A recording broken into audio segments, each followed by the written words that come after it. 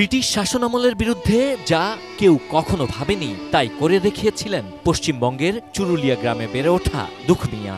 ছিলেন প্রেমের কবিও, যেন একই মুদ্রার এপিঠ আর ওপিঠ।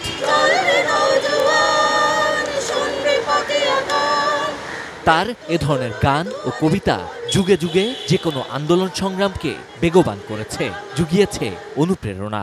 কেন ফুটে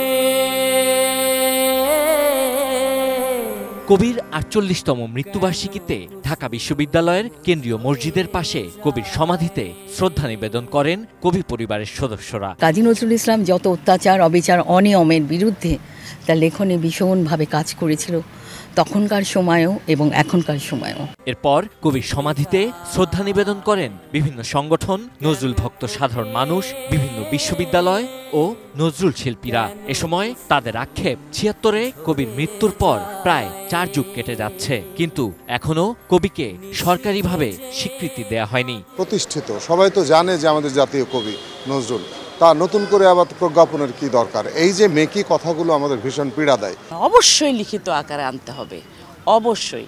কেননা আপনি যদি লিখিত আকারেই না আনতেন, পড়ালেখা বাসায় করে ম্যাট্রিক দিয়ে দিতে পারতেন, ইন্টারমিডিয়েট দিয়ে দিতে পারতেন, হ্যাঁ এমএও পাশ করে ফেলতে পারতেন, স্বীকৃতি লাগে কেন? স্কুল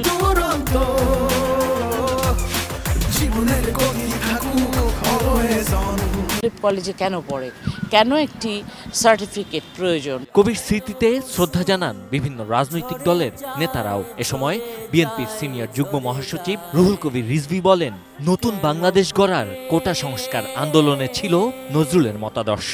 অত্যাচারীর বিরুদ্ধে দাঁড়ানোর যে বাণী নজরুল দিয়েছিলেন, সেটিকেই দেশনেত্রী বেগম খালেদা জিয়া বুকে ধারণ করে দীর্ঘদিন তিনি লড়াই করেছেন দেশের সার্বভৌমত্বকে রক্ষা এবং গণতন্ত্রকে ফিরিয়ে আনা। কবির মৃত্যুবার্ষিকী উপলক্ষে ৫ দিনব্যাপী নজরুল উৎসবের আয়োজন করেছে নজরুল কেন্দ্র। একই সঙ্গে কাজী নজরুল ইসলামকে জাতীয় কবি হিসেবে গেজেটভুক্ত করতে গণস্বাক্ষর সংগ্রহ কর্মসূচি শুরু করেছে নজরুল চর্চা কেন্দ্র বাঁশরী। Sabbir Ahmed, ATN News, Dhaka.